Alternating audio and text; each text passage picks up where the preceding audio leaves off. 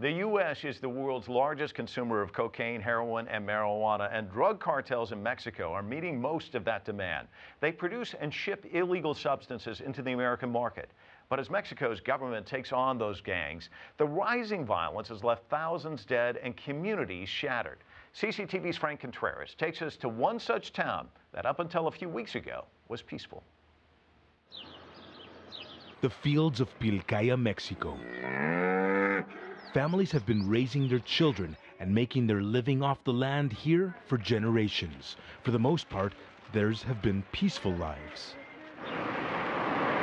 That changed this summer. Witnesses say on the night of June 26th, just before 1 a.m., 3 trucks arrived carrying 15 gunmen. They took their assault rifles straight to the mayor's office and opened fire.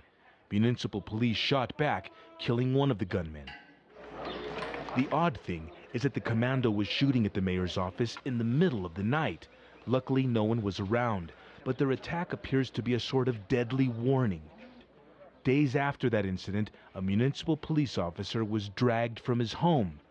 His body parts were found inside 2 garbage bags. On the night that gun violence came to Pilcaya, this man, like so many others in the town, was at home in bed. He spoke with CCTV on the condition we protect his identity. Eran las 0 horas con 30 minutos. It was 12:30 a.m. I woke up thinking it was raining tiles or rocks, but it was bullet fire from AR-15s and all sorts of big machine guns. The facade of the city hall was completely perforated with bullet holes. There was broken glass everywhere, especially the side where the Treasury office is located. There were pools of blood. The town of Pilcaya has joined a growing list of Mexican municipalities that up until recently were peaceful places to live, but have become hotspots for crime-related violence. The few who are able to invest here are putting their businesses on hold. Instead of producing ripe tomatoes and fresh table flowers, they're waiting to see if security returns. They know that business leaders have already been targeted. This man tells me that a criminal organization came earlier this year and kidnapped his father. My father was doing well business-wise with his pumpkin crop. I think that's what made him a target. We paid a ransom. They demanded a ransom amounting to the equivalent of nearly $20,000. Nowadays, it has become a town where you can easily be kidnapped, assaulted, robbed, and killed. It's a town where shootouts occur frequently. Pilcaya is located in Mexico's western Pacific coast state of Guerrero. In recent years, this region has had one of the country's highest rates of gun violence.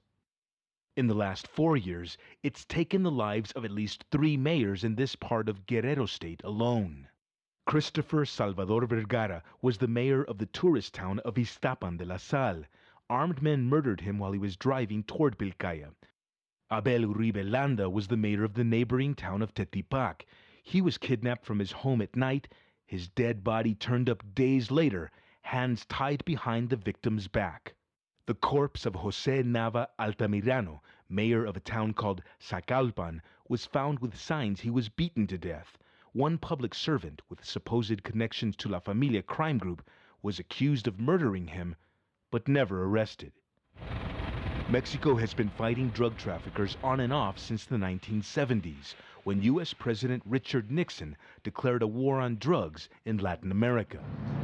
The violence spiked. In December 2006, former Mexican President Felipe Calderón decided to use military forces to combat drug traffickers.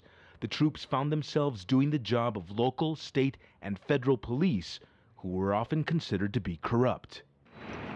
Upon taking office in December 2012, President Enrique Peña Nieto inherited the problem of drug violence and the strategy of using Mexico's armed forces to contain it. Crime data indicate that during Peña Nieto's first 6 months in office, the level of drug violence has remained about the same in Mexico as the last few months of the Calderón administration. More of a step back and looking. The author of a well-known book on drug violence in Mexico says the Mexican government's strategy of using the military has led to a fragmentation of many of the country's most powerful drug trafficking organizations.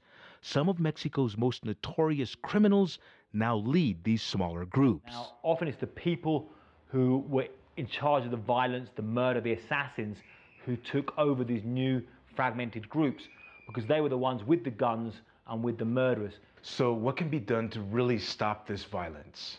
And the only way to really make a radical change in the status quo is to have drug policy reform in the United States, in Mexico, and internationally. The people of Pilcaya are trying to return to their normal, peaceful way of living.